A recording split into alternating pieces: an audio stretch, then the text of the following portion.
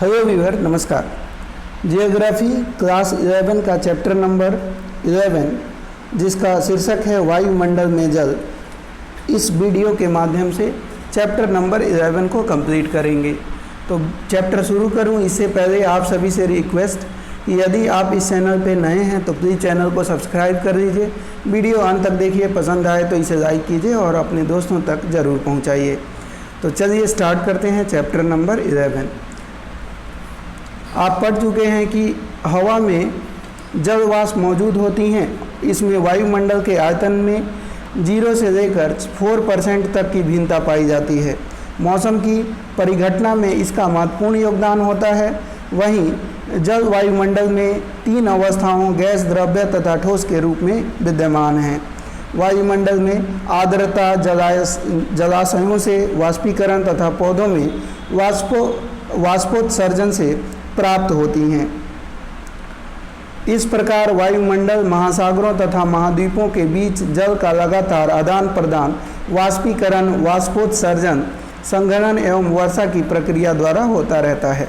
हवा में मौजूद जलवाष्प को आर्द्रता कहते हैं। मात्रात्मक दृष्टि से इसे भिन्न प्रकार से व्यक्त किया जाता है। वायुमंडल में मौजूद जलवाष्प की वास्तविक मात्रा को निरपेक्ष आर्द्रता कहा जाता है।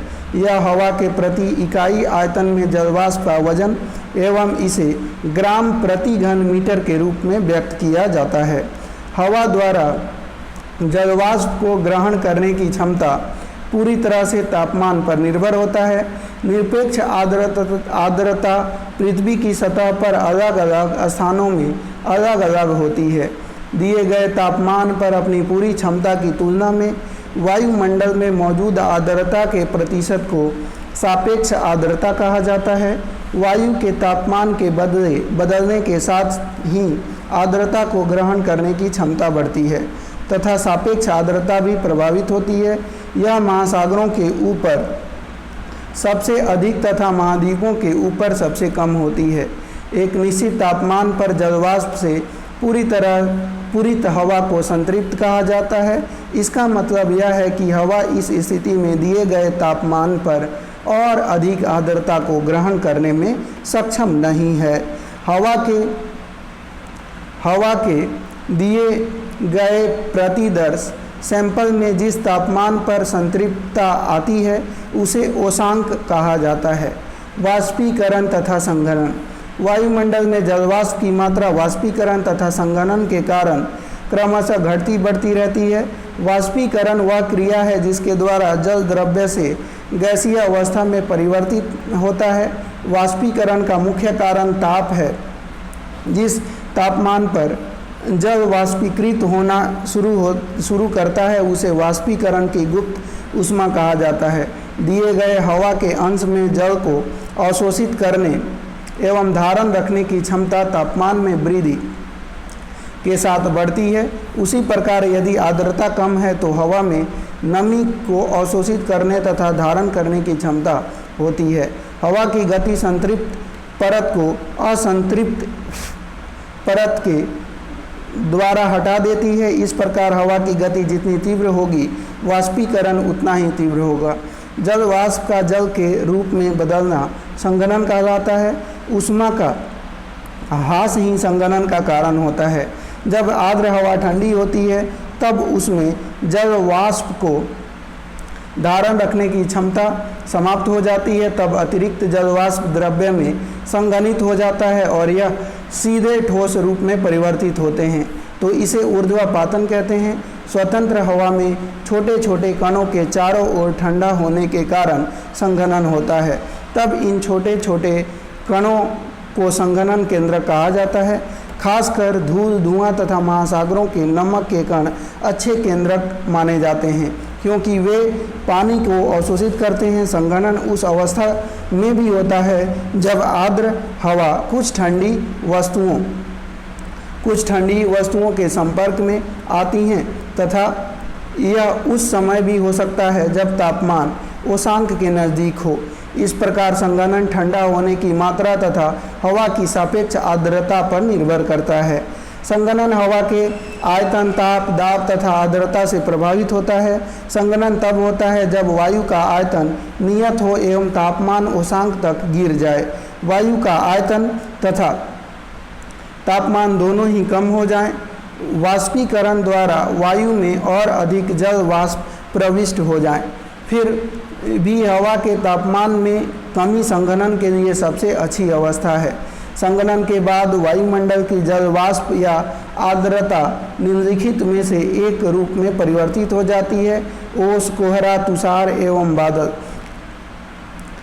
स्थिति एवं तापमान के आधार पर संघनन के प्रकारों को वर्गीकृत किया जा सकता है।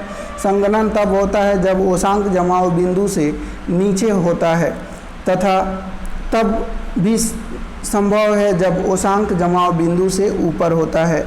ओस, जब आर्द्र धरातल के ऊपर हवा में संघनन केंद्रकों पर संघनित न होकर ठोस वस्तु जैसे पत्थर, घास तथा पौधों की पत्तियों की ठंडी सतहों पर पानी की बूंदों के रूप में जमा होती हैं, तब इसे ओस के नाम से जाना जाता है। इसके बनने के लिए सबसे उपयुक्त अवस्थाएं साफ आकाश, शांत हवा, उच्च सापेक्ष आर्द्रता तथा ठंडी एवं लंबी रातें हैं। ओस के बनने के लिए यह आवश्यक है कि उषांक जमाव बिंदु से ऊपर हो। तुषार ठंडी सतहों पर बनता है जब संघनन तापमान के जमाव बिंदु से नीचे 0 डिग्री सेल्सियस से चले जाने पर होते हैं, अर्थात उषांक जमाव बिंदु पर या उसके नीचे होता है। अतिरिक्त नमी पानी की बूंदों की बजाय छोटे छोटे बर्फ के रौं के रूप में जमा होता है। उजले तुषार के बनने की सबसे उपयुक्त अवस्थाएं ओस के बनने की अवस्थाओं के समान ही होती हैं। केवल हवा का तापमान जमाव बिंदु पर या उससे नीचे होना चाहिए। कोहरा एवं कुहासा, जब बहुत अधिक मात्रा में जलवाष्प से भरी हुई वायु संहति अचानक नीचे की ओर गिरती हैं, तब छोटे छोटे दूर के कणों के ऊपर ही संघनन की प्रक्रिया होती हैं। इसलिए कोहरा एक बादल है जिसका आधार सतह या सतह के बहुत नज़दीक होता है। कोहरा तथा कुहासा के कारण दृश्यता कम से शून्य तक हो जाती हैं। नगरीय एवं औद्योगिक केंद्रों में धुएं की अधिकता के कारण केंद्रकों की मात्रा की भी अधिकता होती है, जो कोहरे और कुहासों के बनने में मदद देती हैं। ऐसी स्थिति को, जिसमें कोहरा तथा धुआं सम्मिलित रूप से बनते हैं, धूम्र कोहरा कहते हैं। कुहासे एवं कोहरे में केवल इतना अंतर होता है कि कुहासे में कोहरे की अपेक्षा नमी अधिक होती है। कुहासा पहाड़ों पर अधिक पाया जाता है क्योंकि ऊपर उठती गर्म हवा ढाल पर ठंडी सतह के संपर्क में आती है।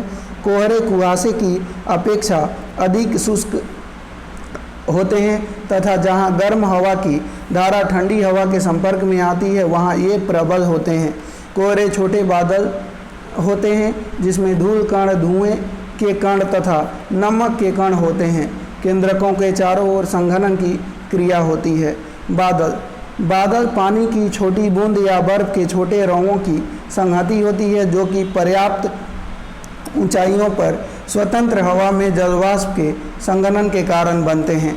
चूँकि बादल निर्माण पृथ्वी की सतह से कुछ ऊंचाई पर होता है, इसलिए ये भिन्न आकारों के होते हैं। इनकी ऊंचाई, विस्तार, घनत्व तथा पारदर्शिता या अपारदर्शिता के आधार पर बादलों को 4 रूपों में बांटा जा सकता है: पछाभ मेघ, कपासी मेघ, श्री मेघ और वर्षा मेघ। पछाभ मेघों का निर्माण 8000 से 12000 मीटर की ऊंचाई पर होता है। ये पतले तथा बिखरे हुए बादल होते हैं जो पंख के समान प्रतीत होते हैं। ये हमेशा सफ़ेद रंग के होते हैं। कपासी मेघ रुई के समान दिखते हैं। ये प्रायः 4000 से 7000 मीटर की ऊंचाई पर बनते हैं। ये छितरे तथा इधर उधर बिखरे देखे जा सकते हैं। ये चपटे आधार वाले होते हैं। स्तरीय मेघ, जैसा कि नाम से प्रतीत होता है, ये परतदार बादल होते हैं जो कि आकाश के बहुत बड़े भाग पर फैले रहते हैं। ये बादल सामान्यतः या तो ऊष्मा के ह्रास या अलग अलग तापमानों पर हवा के आपस में मिश्रित होने से बनते हैं। यहाँ पे आप देख सकते हैं ये चित्र 11.1 है, साथ ही साथ ये दूसरा देख सकते हैं चित्र 11.2 है। तो 11.1 और 11.2 आप देख सकते हैं।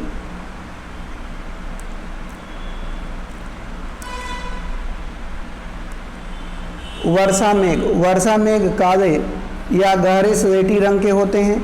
ये मध्य स्तरों या पृथ्वी के सतह के काफ़ी नज़दीक बनते हैं। ये सूर्य की किरणों के लिए बहुत ही अपारदर्शी होते हैं। कभी कभी बादल इतनी कम ऊंचाई पर होते हैं कि ये सतह को छूते हुए प्रतीत होते हैं। वर्षा मेघ मोटे जलवाष्प की आकृति विहीन संहति होते हैं। ये चार मूल रूपों के बादल मिलकर निम्नलिखित रूपों के बादलों का निर्माण करते हैं। ऊंचे बादल पछाब स्तरीय पछाब कपासी। मध्य ऊंचाई के बादल स्तरीय मध्य तथा कपासी मध्य। कम ऊंचाई के बादल स्तरीय कपासी स्तरीय वर्षा मेघ एवं कपासी वर्षा मेघ। घर्षण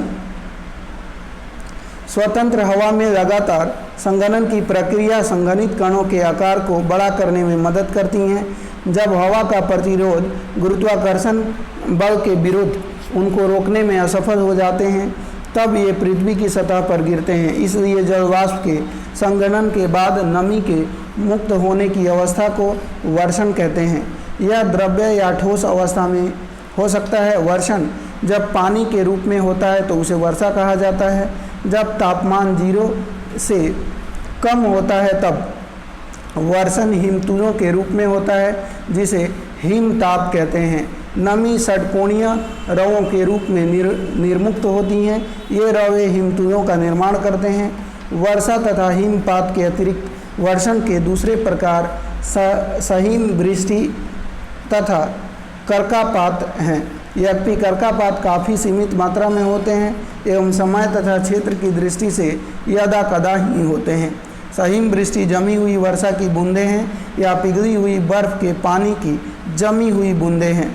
जमाव बिंदु के तापमान के साथ जब वायु की एक परत सतह के नज़दीक आधे जमे हुए परत पर गिरती हैं, तब सहिम वृष्टि होती हैं। वर्षा की बूंदें जो गर्म हवा से निकलती हैं तथा नीचे की ओर ठंडी हवा से मिलती हैं, इसके परिणाम स्वरूप वे ठोस हो जाती हैं तथा सतह पर वर्षा की बूंदों से भी छोटे आकार में बर्फ के रूप में गिरती हैं। कभी कभी वर्षा की बूंदें बादल से मुक्त होने के बाद बर्फ के छोटे गोलाकार ठोस टुकड़ों में परिवर्तित हो जाती हैं तथा पृथ्वी की सतह पर पहुंचती हैं, जिसे ओला पत्थर कहा जाता है। ये वर्षा के जल से बनती हैं, जो कि ठंडी परतों से होकर गुजरती हैं। ये ओला पत्थर एक के ऊपर एक बर्फ की कई संकेंद्रीय परतों वाले होते हैं। वर्षा के प्रकार उत्पत्ति के आधार पर वर्षा को 3 प्रमुख प्रकारों में बांटा जा सकता है: संवहनीय, पर्वतीय तथा चक्रवातीय या फ्रंटल। संवहनीय वर्षा हवा गर्म हो जाने पर हल्की होकर संवहन धाराओं के रूप में ऊपर की ओर उठती हैं। वायुमंडल की ऊपरी परत में पहुंचने के बाद यह फैलती हैं तथा तापमान के कम होने से ठंडी होती हैं। परिणाम स्वरूप संघनन की क्रिया होती हैं तथा कपासी मेघों का निर्माण होता है। गरज तथा बिजली कड़कने के साथ मूसलाधार वर्षा होती है, लेकिन यह बहुत लंबे समय तक नहीं रहती। इस प्रकार की वर्षा गर्मियों में या दिन के गर्म समय में प्रायः होती हैं। यह विषुवतीय क्षेत्र तथा खासकर उत्तरी गोलार्ध के महाद्वीपों के भीतरी भागों में प्रायः होती हैं। पर्वतीय वर्षा जब संतृप्त वायु की संहति पर्वतीय ढाल पर आती हैं, तब यह ऊपर उठने के लिए बाध्य हो जाती हैं तथा जैसे ही यह ऊपर की ओर उठती हैं, यह फैलती हैं, तापमान गिर जाता है तथा आर्द्रता संघनित हो जाती है। इस प्रकार की वर्षा का मुख्य गुण है कि पवनाभिमुख ढाल पर सबसे अधिक वर्षा होती है। इस भाग में वर्षा होने के बाद ये हवाएं दूसरे ढाल पर पहुंचती हैं, वे नीचे की ओर उतरती हैं तथा उनका तापमान बढ़ जाता है। तब उनकी आर्द्रता धारण करने की क्षमता बढ़ जाती है एवं इस प्रकार प्रति पवन ढाल सूखे तथा वर्षा विहीन रहते हैं। प्रति पवन भाग में स्थित क्षेत्र जिनमें कम वर्षा होती है उसे वृष्टि छाया क्षेत्र कहा जाता है। यह पर्वतीय वर्षा या स्थलकृत वर्षा के नाम से भी जाना जाता है।